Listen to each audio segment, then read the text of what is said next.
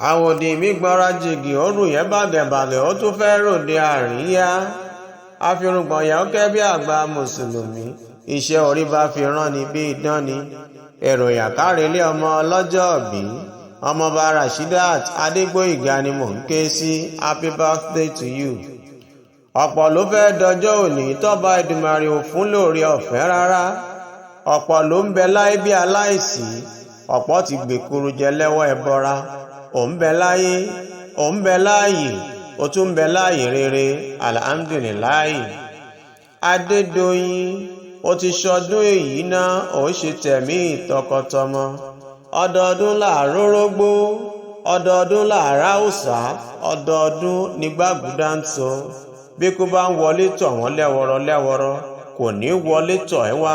agẹmọ kì í kú ní màjèsí, ó dijọ́ tó bá fọ̀pá rìn.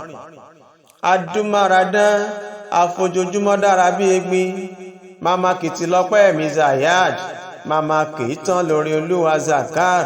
máa dá gànjọ́gànjọ́, gbogbo igi télégbèdé rẹ bá fọwọ́ bà, dídún ni ó máa dún. o ò ní ròun gbé sọnù bí ó ṣe bí ọmọ, ṣàmì kó o gbé tọ́ ẹ̀mí. ilẹ̀ Adédoyin abaṣọ gẹ́gẹ́ bí ara, aya Alhaji Abdulmajid Ìbítáyọ̀ Oṣùọlálé, ọmọ wọn lọ́yọ̀ọ́ lé, ọmọ òjò àtìbà òpáṣẹkẹrẹ. píníṣín lọmọ erin tí ń fọláyagi. Ọ̀yọ́ ló ní ká rìn ká sánpá ká gbẹ́sẹ̀ kó yẹ ni. ají ṣe bí Ọ̀yọ́ láàrí, Ọ̀yọ́ ò jẹ́ ṣe bí bàbá ẹnìkankan. Adédoyin, Òwu lábẹ́ Olúmọ, lẹ́gbàá nílé bàbá tó bí ọlọ́mọ.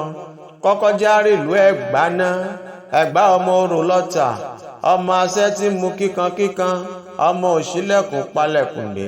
bàbá yín lárídìí Ògún lọ́jọ́ ogun, ó yá járe ìlú Òwu. ilẹ̀ ọmọ olówó dùrú, ọmọ ajífepín ṣeré, ọmọ ajílàlà ẹ̀ṣọ́. bàbá yín là mọ́lẹ́sẹ̀ bí àlárì, àfojoojúmọ́ dára bí egbin. bí wọ́n ṣe tó ni wọ́n ń ṣoge nílé bàbá tó bí ọlọ́mọ. ọmọ adébósì, ọmọ alábàárìnjọ aramata yìí, ọmọ òtòǹpòrò, ọmọ asunkúngbadé àtẹ́wọ́ mẹ́wẹ̀ẹ̀wá ni wọ́n fi ń gboyè nílùú Òwu. Adédoyin o, ìran bàbá yín ní gúnyán níjọ́ ṣúbá wọn lóko, wọn a sì máa rọkà nígbà ọ̀pọ̀. ilẹ̀ ọmọ wòyíra kó má rẹrúkẹ́rú, torí ẹrúkẹ́rú a máa bí lala lẹ́nu. ẹyẹ kì í fò kó fapá kan fò láyé. wọn ò ní kì ọ́ relé bàbá kí má délé ìyá rẹ. onílé mẹ́ta nìyá rẹ, èpòrò, aké àti ìtòkù. wá níṣó nítòkù, ìtòkù máa rékè ọjà.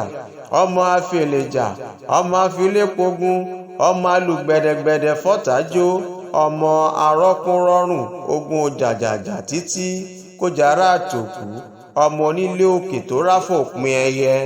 tán bá béèrè pé ta ló kọrin ewì fọ́mọba Adédoyin Rashidat Adegboyega, ẹ máa sọ fún ọ pé Ọlágòkè ń lèmi ń jẹ́, Fádípẹ̀ ń lorúkọ bàbá mi.